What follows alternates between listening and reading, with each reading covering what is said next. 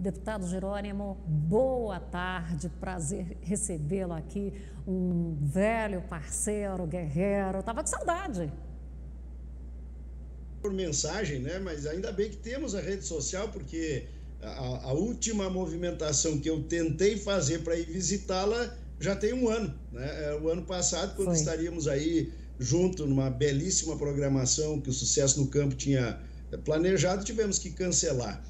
Veja como passa o tempo, passa rápido, nós já estamos indo quase para o mês de abril e é fundamental que a gente tenha um retorno dessa situação de normalidade, né? Ainda que pese o agronegócio, graças a Deus, tem conseguido fazer, como sempre, o seu papel. Mas eu aqui acompanhava essas notícias importantíssimas na área de infraestrutura e o ministro Tarcísio tem sido um craque nesse trabalho. É incrível como você vê algumas áreas do Brasil sem dinheiro, sem coordenação, sem trabalho, sem ações, e no Ministério do Transporte parece um outro Brasil. E era exatamente isso que nós nos ressentíamos, nós precisávamos exatamente dessa situação.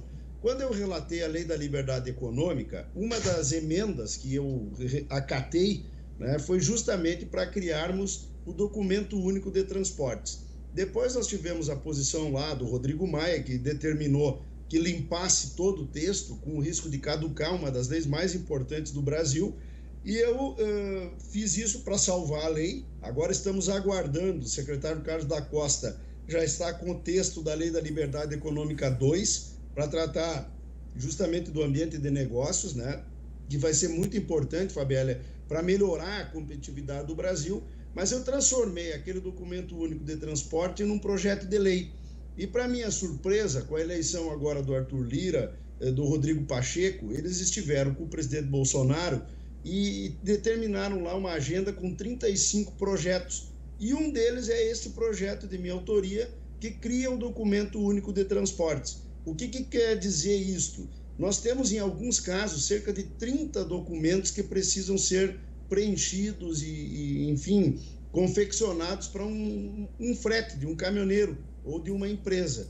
E isso gera enormes problemas e cria o atravessamento, digamos assim, né, daqueles que, para tentar resolver os problemas que às vezes o caminhoneiro e o embarcador não conseguem, servem de intermediários. Isso gera custos também. E hoje no Brasil, a média, em razão da burocracia de um caminhão num porto, são 6 horas, né? Isso dito pelo Ministério. Então, ao criar o DTE, nós vamos estar criando um único documento, ou seja, eu contrato um caminhoneiro, eu embarco o meu produto e aquele documento ele já vai valer para todo o traçado, inclusive vai otimizar o próprio direcionamento dos fretes, né? E a gente está fechando, Fabíola, o texto, agora dia 17, deve ser a última reunião entre a CNT e o Ministério dos Transportes. Com os caminhoneiros autônomos, a gente já tem o sinal de que há a aquiescência deles, e no momento onde temos aí altos custos de diesel, enfim, com risco até de paralisação, esta é uma notícia que pode reduzir entre 20% e 30% o custo do frete. Quando eu digo custo do frete, não é o que se paga ao caminhoneiro, mas é o que o intermediário fica com o valor do frete e vai baratear, portanto, para o embarcador e para o motorista. Então, essa é uma notícia importante, é um trabalho que a gente vem fazendo desde 2019, mas que agora chega como um dos projetos que o governo Bolsonaro vai utilizar para tentar melhorar a renda, especialmente dos caminhoneiros e, obviamente, de toda a cadeia que utiliza o transporte rodoviário e que, ao final, sempre vira custos ao consumidor. E virando custo ao consumidor, diminui consumo, e diminuindo consumo, diminui renda geral, né? Então, eu queria aproveitar para trazer em primeira mão, até porque eu ainda não divulguei esta reunião do dia 17, estou divulgando aqui no Sucesso no Campo pela importância que o programa tem. Pode ser porque o deputado Jerônimo, ele tem esse carinho com o Sucesso no Campo, com o público do Sucesso no Campo, que quando tem ali algumas novidades interessantes ao setor, ele entra em contato com a gente e às vezes ocorre isso antes da divulgação nas redes sociais. Eu fico muito lisonjeada. Deputado, e a gente também tem que lembrar, né, essa questão toda aí, né, de a Lei da Liberdade Econômica 2, Quando ali relatada a primeira, a deputada viajou mundo afora, mostrando a lei da liberdade econômica, foi chamado aí pelo presidente Jair Bolsonaro de o herói do Planalto, e a gente se orgulha desse herói. Deputada, a gente viu aí essa briga toda para a renovação do convênio 100. Qual que é a avaliação que você faz dessa renovação? Bom, apenas para dizer, né, Fabíola, se passo as informações é porque tenho realmente uma gratidão e um reconhecimento pelo trabalho que o Sucesso no Campo faz. Nas horas mais importantes do setor, sempre vocês estão juntos, né? Eu acho que isso é sem dúvida muito importante. Essa questão do convênio 100 é uma luta que desde que eu estou na Câmara, a gente tem quase todo ano, né? Às vezes é 2 anos, mas em geral é uma luta e os estados têm permanentemente buscado arrecadar mais. A leitura equivocada que o governo tem, não, o agro está bem, é o único setor que dá para tirar alguma coisa, né? E tentam isso insistentemente, né? Poder tributar. Eu deixei de ser secretário da Agricultura do Rio Grande do Sul para não aumentar impostos em 2007 aqui, derrubei o ICMS, o imposto voltou e eu me preocupo muito a pandemia porque agora tudo é Estado. Por isso a liberdade econômica passa a ser mais importante ainda, porque se deixar o Estado voltar a tomar conta, não tem quem consiga sustentar essa máquina inchada, né, que nós estamos tendo aí, agora aqui no Rio Grande do Sul, poderes colocando subsídios, auxílios disso, auxílio daquilo, a todo momento, né, quando não tem dinheiro para as ações de sobrevivência. Bom, desta vez conseguiu-se a prorrogação mais uma vez, mas conseguiu-se com uma alteração, um aumento de custos. Esta que é a grande verdade. No Rio Grande do Sul, nós estamos tendo, com o convênio 100 e mais a elevação da pauta do diesel, 2 grandes aumentos de impostos. Os fertilizantes que ficaram fora da renovação, portanto, aquilo que era 1 passa a ser 4, e aqui ao elevar a pauta, como o preço do diesel está subindo, e isso deve estar acontecendo em todos os estados, o preço do diesel fica mais caro ainda. Mas se não estão deixando as pessoas trabalhar, como é que vão aumentar preço de pauta, aumentar imposto, né? Esse é o equívoco que os governos estão fazendo. Eu defendia que deveria ter sido todo renovado o convênio, e já que temos a possibilidade de fazermos a reforma tributária, que eu espero que a gente faça agora, esse ano, né, com a mudança do presidente da Câmara e também com a presidência do Senado, por que os estados não esperaram a reforma tributária, então, para a gente discutir exatamente essa questão que envolve o ICMS de todo o insumo agrícola? Não, aproveitaram e colocaram lá essa alteração para ver se dá para arrecadar mais um pouco, né? E aí ficam fazendo proselitismo de fechar tudo o que acham que deve. Imagina, aqui no Rio Grande do Sul, pode abrir o mercado, mas pode comprar carne, mas não pode comprar panela. Olha a doideira que nós temos, né? Então, eu acho um absurdo. E aí há quem pergunte, mas e vocês não vão fazer nada?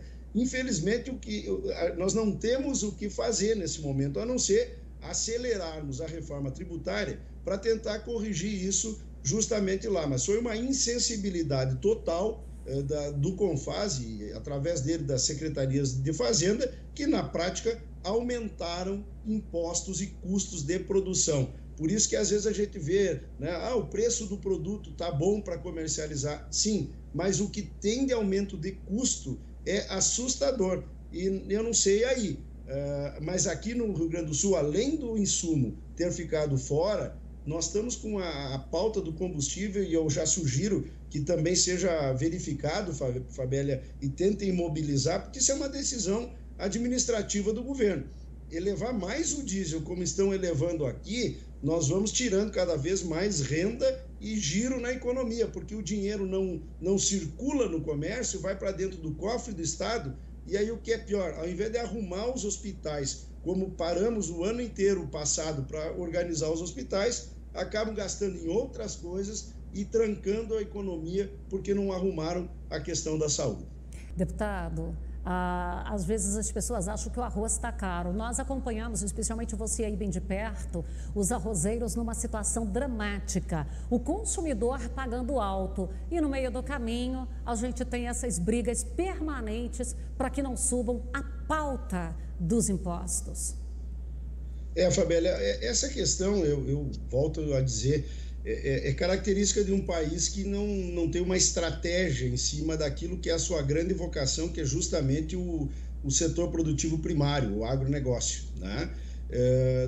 O arroz que nós temos hoje um momento positivo, ele não foi o governo que resolveu o problema do arroz. Na verdade, em 2019, nós chegamos a trazer a ministra Tereza Cristina, a uruguaiana, quando a chuva tinha destruído, até um pouco estranho, né? A água em excesso destruiu boa parte das lavouras. Acabou que o governo, durante todo o ano, não tomou uma medida para apoiar o produtor, e nós tivemos logo em seguida a pandemia, um mercado que se abriu, e o que é pior, aquele preço altíssimo do ano passado, o produtor não ganhou. Olha, 15% dos produtores talvez tenham ganho, porque o processo que nós discutíamos tanto de endividamento naquele momento, o produtor, assim que colhe, já entrega o seu grão, né? Então recebeu o valor muito abaixo de R$50 naquele momento. Aí, claro, uma hora que você desestimulou a produção, reduziu a área, o mercado se abre, o dólar sobe e daqui a pouco tudo melhorou, mas não foi por uma estratégia de país, né? E aí os governos estaduais olham isso e dizem, vamos pegar mais um pouco desse produtor. Mas ele tem muita coisa para resolver, passivos importantes, que eu espero que, no caso, já que tocasse do arroz, esse ano aqui a gente consiga dar um passo adiante para muitos produtores. Na questão da soja aqui, no caso do Rio Grande do Sul, nós vamos ter uma boa safra, mas recuperar o que perdemos no ano passado, que não houve praticamente uma colheita sequer da metade da safra. Então, é esse o conjunto que eu ainda insisto, né?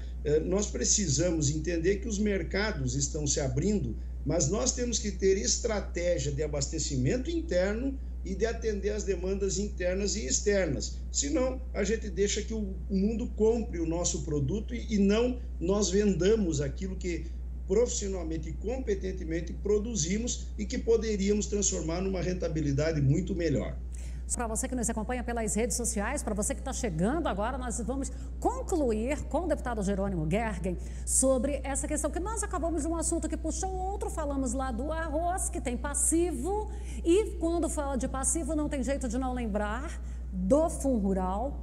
E, deputado, e quando fala de Fundo Rural, você é parceiro de primeira ordem, é o soldado de frente de batalha, assim como o Jefferson, Pitt, o Zeca. A gente tem aí um time que não dá para a gente nominar aqui, porque vai dar mais de 11 nesse time.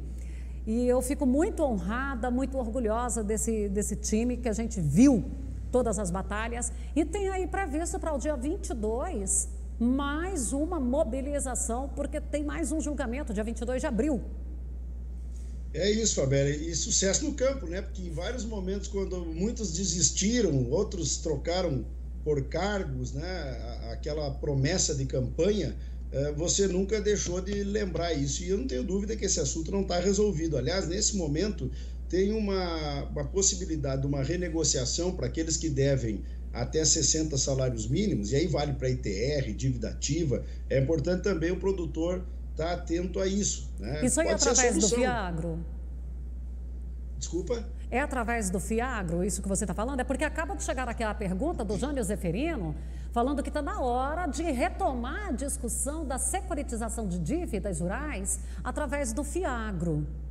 Não, isso é uma portaria, até no meu site. Um abraço para o Jânio também, que é um grande parceiro, né? No meu site vocês encontram aí, Fabélia, essa questão que a Procuradoria-Geral da Fazenda Nacional publicou, renegociando várias dívidas, né?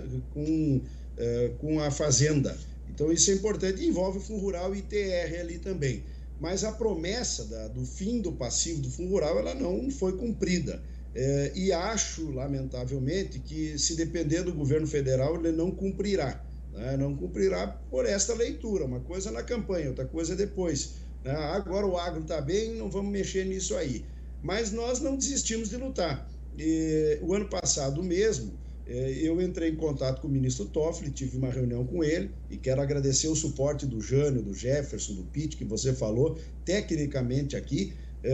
O ministro, que é o último voto que falta ainda com relação a uma ação da Abrafrigo, né, para que a subrogação seja decidida se era obrigação ou não do adquirente, que pode mudar todo o conjunto do Fundo Rural, ele retirou de pauta o projeto quando faltava só publicar o voto dele.